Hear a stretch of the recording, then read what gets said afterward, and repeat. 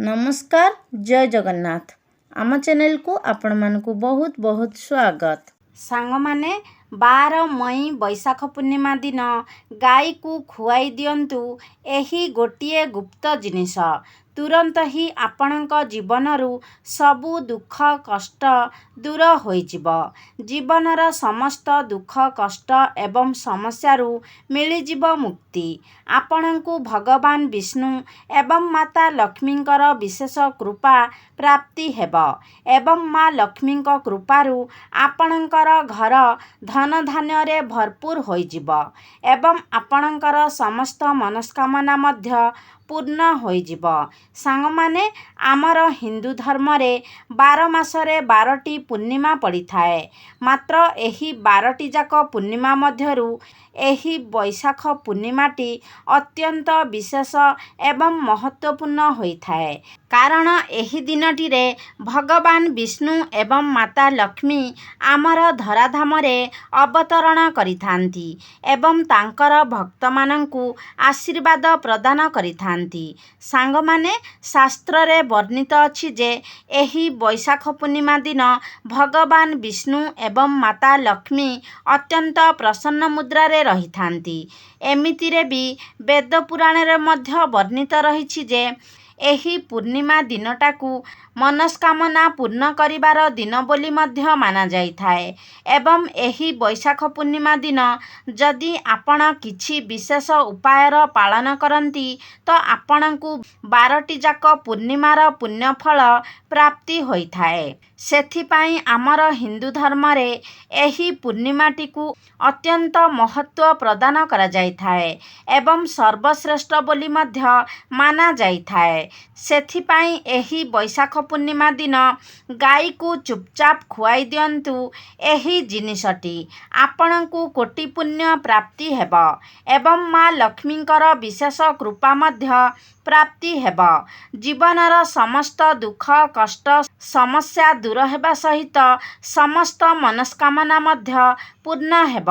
तेबे सांग माने भिडियोटी रे आगकू बढ़िबा पूर्वरु भिडियो को लाइक करी चैनल टी को सब्सक्राइब करी दियंतु एवं कमेंट बॉक्स रे भक्ति और श्रद्धार सहित जय श्री विष्णु जय माँ लक्ष्मी निश्चय लेखंतु। तेबे सांग माने आसंतु जानि नेबा गाईर सेवा किपरि करिबा उचित एवं केउ गाई को कौन खाइबा को देबा द्वारा आपणक गृहरे धनर वृद्धि होइथाए। सांग माने शास्त्र रे गाई को गोमाता बोली वर्णना करा जाइछि एवं समस्त देवादेवी माने मध्य गोमातार पूजा करिथांती। गाईर 5टी द्रव्य जहाँकि गोबर गोमूत्र दही दूध एवं घी एही 5टी द्रव्य को अत्यंत पवित्र बोली माना जाइथाए। सांग माने आपण माने हुए तो जानती किंबा न जानती गोबररू बेलगछर उत्पत्ति होइछि एवं सेथिरे माँ लक्ष्मी वास करिथांती। सेथिपाई बेल वृक्ष को श्री वृक्ष बोली मध्य कुहा जाइथाए। एही गोबररू पद्म फूलर मंजीर मध्य उत्पत्ति होइछि। आपण माने जानिथिबे प्राचीन कालरू ही प्रत्येक मांगलिक कार्य क्षीरर व्यवहार करा जाइथाए एवं सबु मांगलिक पदार्थ मध्य दहीरू उत्पन्न होइअछि। घीरू अमृतर उत्पत्ति होइछि जहा समस्त देवादेवींकर तृप्तिर साधन होइथाए। गोमातांकर शरीर रे 33 कोटी देवादेवींकर निवास होइथाए। गाईटी अत्यंत निर्मल शांत पवित्र एवं निष्पाप प्राणी होइथाए। तो चतुर्वेद रे गाई को आमर पालन पोषण करुथिबा कामधेनु माता बोली कुहा जाइथाए। गाईर दर्शन मात्रे ही मनुष्यर हजारे पाप नष्ट हो जाइथाए। सेथिपाई एही निष्पाप गोमाता उपरे कदापि भी अत्याचार करिबा उचित नुहे। गाई को मारिबा किंबा कौनसी प्रकारर कष्ट देबा କେବେ ବି ଉଚିତ ହୋଇନଥାଏ। ଏହାଦ୍ୱାରା ଆପଣ ବହୁତ ବଡ଼ ପାପର ଭାଗୀ ହୋଇଥାନ୍ତି। ଯେଉଁ ମନୁଷ୍ୟ ବିନା ସ୍ୱାର୍ଥରେ ଗୋମାତାଙ୍କର ସେବା କରିଥାଏ, ସେହି ମନୁଷ୍ୟକୁ ଜୀବନରେ ସମସ୍ତ ପ୍ରକାରର ସୁଖ ସୁବିଧା ପ୍ରାପ୍ତ ହୋଇଥାଏ ଏବଂ ମୃତ୍ୟୁ ପରେ ସେହି ବ୍ୟକ୍ତିଙ୍କୁ ଗୋଲୋକ ମଧ୍ୟ ପ୍ରାପ୍ତ ହୋଇଥାଏ। ଯେଉଁ ନାରୀ ଗୃହରେ ବନାଯାଇଥିବା ପ୍ରଥମ ରୁଟିଟିକୁ ଗାଈକୁ ଖୁଆଇଥାଏ, ସେହି ନାରୀ ସାରା ଜୀବନ ଅହସୁଲକ୍ଷଣୀ ହୋଇ ରହିଥାଏ। ତାର ସିନ୍ଦୁରକୁ ସର୍ବଦା ଭଗବାନ ରକ୍ଷା କରିଥାନ୍ତି। ଯେଉଁ ବ୍ୟକ୍ତି ଗାଈଠାରୁ ପ୍ରାପ୍ତ ପଞ୍ଚଦ୍ରବ୍ୟକୁ ନିଜ ଗୃହରେ ସର୍ବଦା ରଖିଥାଏ, ସେହି ଗୃହରେ ଦୁଃଖ କଷ୍ଟ କେବେ ବି ପ୍ରବେଶ କରିପାରିନଥାଏ। ଏବଂ ଯେଉଁ ବ୍ୟକ୍ତି ପ୍ରତ୍ୟେକ ଦିନ ଗୋମାତାଙ୍କର କିଛି ନା କିଛି ସେବା କରିଥାଏ, ସେ ବ୍ୟକ୍ତି ଅତ୍ୟନ୍ତ ପୁଣ୍ୟଶାଳୀ ହୋଇଥାନ୍ତି। ଶାସ୍ତ୍ରରେ ଗୋମାତାଙ୍କୁ ମା ଲକ୍ଷ୍ମୀଙ୍କର ସ୍ୱରୂପ ବୋଲି ମାନାଯାଇଥାଏ। ସେଥିପାଇଁ ଗୋମାତାଙ୍କର ପୂଜା କରିବା ଦ୍ୱାରା ଆପଣଙ୍କର ଜୀବନରୁ ଦାରିଦ୍ର୍ୟତା ଦୂର ହୋଇଯାଇଥାଏ। ପ୍ରାଚୀନ କାଳରୁ ହିଁ ଗୋମାତାଙ୍କର ସେବା କରିବାର ପରମ୍ପରା ରହିଆସିଛି ଏବଂ ପ୍ରାଚୀନ କାଳରେ ମୁନି ଋଷିମାନେ ମଧ୍ୟ ନିଜର କୁଟୀରରେ ଗୋମାତାଙ୍କୁ ରଖି ତାଙ୍କର ସେବା କରୁଥିଲେ ଏବଂ ପ୍ରାଚୀନ କାଳରେ ରାଜା ମହାରାଜାମାନେ ମଧ୍ୟ ଗୋଦାନ କରୁଥିଲେ। କାରଣ ଗୋଦାନ କରିବା ଦ୍ୱାରା ଅନେକ ଜନ୍ମର ପାପ ନଷ୍ଟ ହୋଇଯାଇଥାଏ ଏବଂ ମନୁଷ୍ୟକୁ ମୋକ୍ଷ ମଧ୍ୟ ପ୍ରାପ୍ତ ହୋଇଥାଏ। ଗୋମାତାଙ୍କର ଦର୍ଶନ ମଧ୍ୟ ଅତ୍ୟନ୍ତ ଶୁଭ ହୋଇଥାଏ। ଶାସ୍ତ୍ରରେ ବର୍ଣ୍ଣନା ରହିଛି ଯେ ଯଦି ଆପଣ ସକାଳୁ ଉଠି ପ୍ରଥମେ ଗୋମାତାଙ୍କର ଦର୍ଶନ କରନ୍ତି, ତେବେ ଆପଣଙ୍କୁ ଅନେକ ପୁଣ୍ୟ ପ୍ରାପ୍ତି ହୋଇଥାଏ ଏବଂ ସକାଳୁ ଯଦି ଆପଣ ଗୋବରର ଦର୍ଶନ କରନ୍ତି, ତେବେ ଆପଣଙ୍କୁ ଲକ୍ଷ୍ମୀ ପ୍ରାପ୍ତି ହୋଇଥାଏ। ଯଦି ଆପଣ କୌଣସି କାର୍ଯ୍ୟରେ ଯାଉଛନ୍ତି ଏବଂ ଗଲାବେଳେ ଆପଣଙ୍କ ବାଟରେ ଗୋମାତାଙ୍କର ଦର୍ଶନ ହେଉଛି କିମ୍ବା ଆପଣଙ୍କର ସାମ୍ନାରେ ଗୋମାତା ଚାଲିଯାଉଛନ୍ତି, ତେବେ ସେହି କାର୍ଯ୍ୟରେ ନିଶ୍ଚୟ ଭାବରେ ଆପଣଙ୍କୁ ସଫଳତା ମିଳିଥାଏ। ଯଦି ଆପଣଙ୍କର କୁଣ୍ଡଳୀରେ ପିତୃଦୋଷ ରହିଥାଏ, ତେବେ ଅନ୍ୟ ଉପାୟ ଗୁଡ଼ିକ ସହିତ ଆପଣ ଯଦି ପ୍ରତ୍ୟେକ ଦିନ ଗୋମାତାକୁ ରୁଟି ଏବଂ କିଛି ଘାସ ଖାଇବାକୁ ଦିଅନ୍ତି, ତେବେ ଆପଣଙ୍କ କୁଣ୍ଡଳୀ ପିତୃଦୋଷରୁ ମୁକ୍ତ ହୋଇଥାଏ ଏବଂ ଆପଣଙ୍କୁ ପିତୃ ଆଶୀର୍ବାଦ ପ୍ରାପ୍ତି ହୋଇଥାଏ। ଏବଂ ଯଦି ଆପଣଙ୍କର ଜାତକରେ ଶନି ଦୋଷ ଲାଗିଛି କିମ୍ବା ଆପଣଙ୍କର କୁଣ୍ଡଳୀରେ ଶନି ନୀଚ ସ୍ଥିତିରେ ରହିଛନ୍ତି, ତେବେ ଆପଣ ପ୍ରତ୍ୟେକ ଶନିବାର ଦିନ କଳା ରଙ୍ଗର ଗାଈକୁ ରୁଟି ଏବଂ ଚାରା ଖାଇବାକୁ ଦିଅନ୍ତୁ। ଏହା ସହିତ ଗୋମାତାଙ୍କର ପୂଜା ମଧ୍ୟ କରନ୍ତୁ। ଏପରି କରିବା ଦ୍ୱାରା ଆପଣଙ୍କୁ ଶନି ଦୋଷରୁ ମୁକ୍ତି ମିଳିଥାଏ। ସାଙ୍ଗମାନେ, ଯଦି ଆପଣଙ୍କର କୁଣ୍ଡଳୀରେ ଶୁକ୍ର ଗ୍ରହଙ୍କର ସ୍ଥିତି ଦୁର୍ବଳ ରହିଥାଏ, ତେବେ କୁଣ୍ଡଳୀରେ ଶୁକ୍ରଙ୍କର ସ୍ଥିତି ମଜବୁତ କରିବା ପାଇଁ ଆପଣ ପ୍ରତ୍ୟେକ ଦିନ ଧଳା ରଙ୍ଗର ଗାଈକୁ ସକାଳେ ପ୍ରସ୍ତୁତ ହୋଇଥିବା ରୁଟି ଖାଇବାକୁ ଦିଅନ୍ତୁ।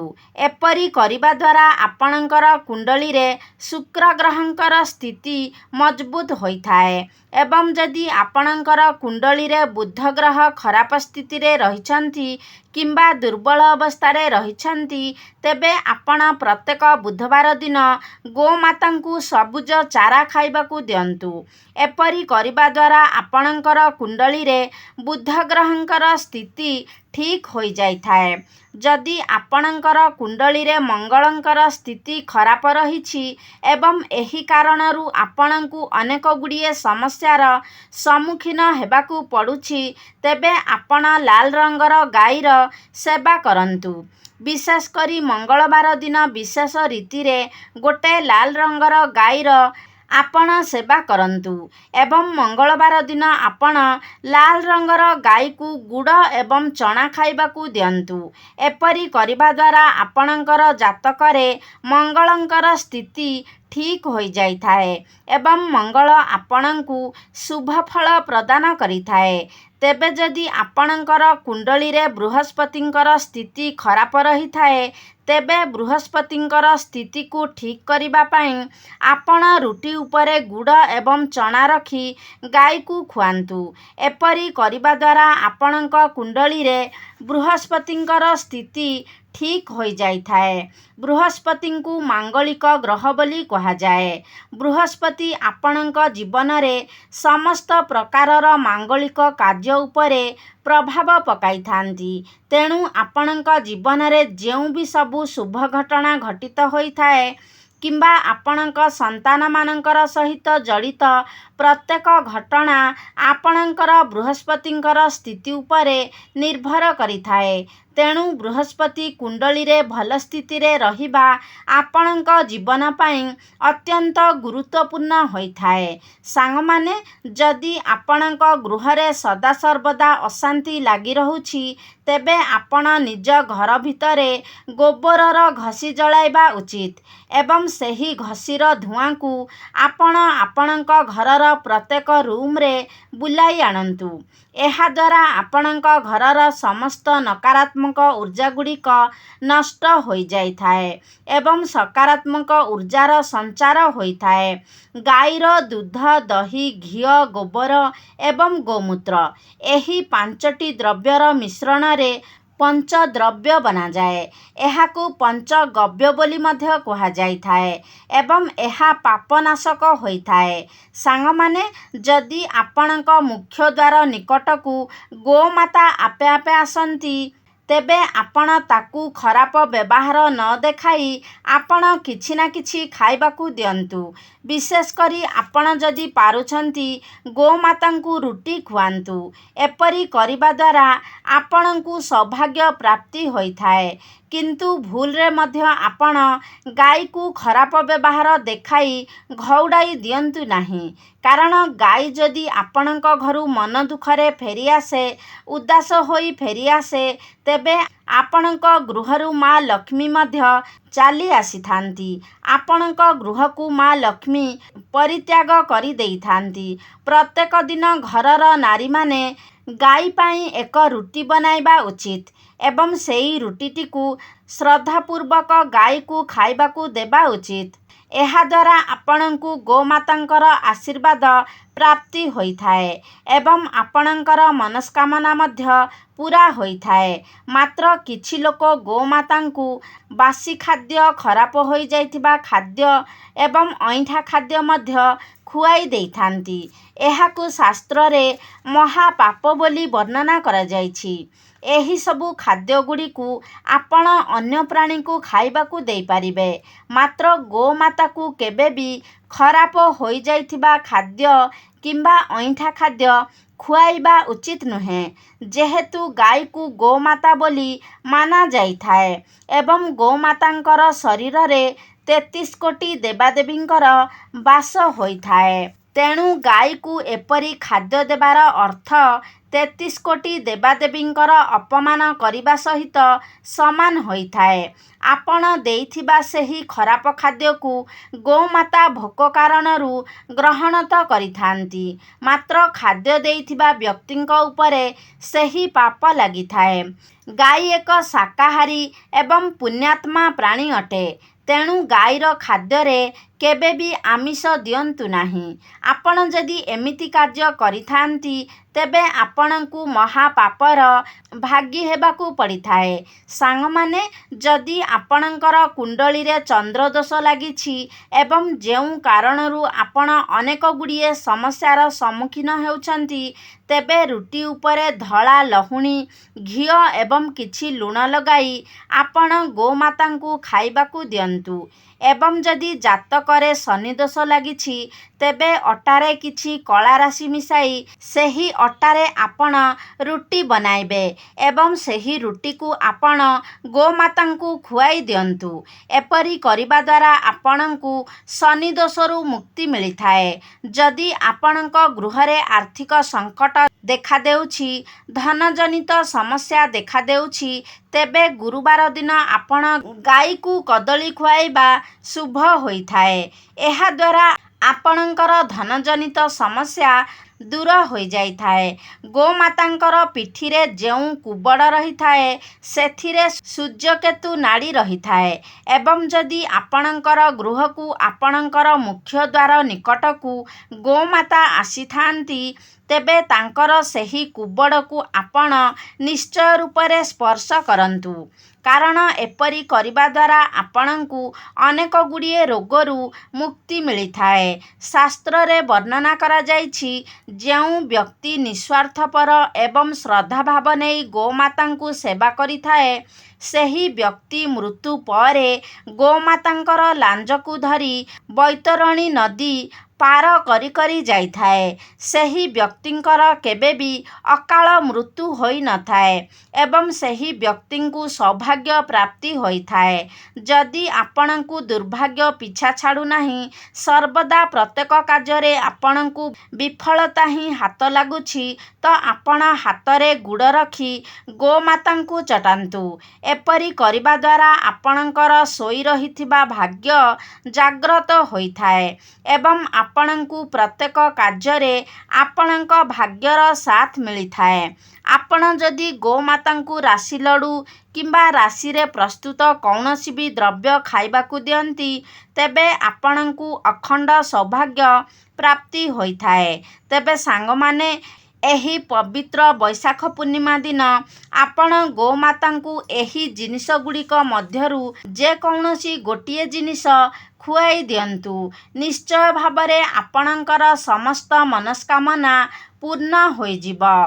ତ ସାଙ୍ଗମାନେ, ଆଶା କରୁଛି ଆଜିର ଭିଡ଼ିଓଟି ଆପଣମାନଙ୍କୁ ନିଶ୍ଚିତ ଭାବରେ ଭଲ ଲାଗିଥିବ। ଯଦି ଭଲ ଲାଗିଛି ତାହେଲେ ଲାଇକ୍ କରନ୍ତୁ, ସେୟାର କରନ୍ତୁ। ଆମ ଚ୍ୟାନେଲକୁ ଯଦି ସବସ୍କ୍ରାଇବ୍ କରିନାହାନ୍ତି ତାହେଲେ ସବସ୍କ୍ରାଇବ୍ କରିଦିଅନ୍ତୁ। ସର୍ବେ ଭବନ୍ତୁ ସୁଖିନଃ। ଧନ୍ୟବାଦ।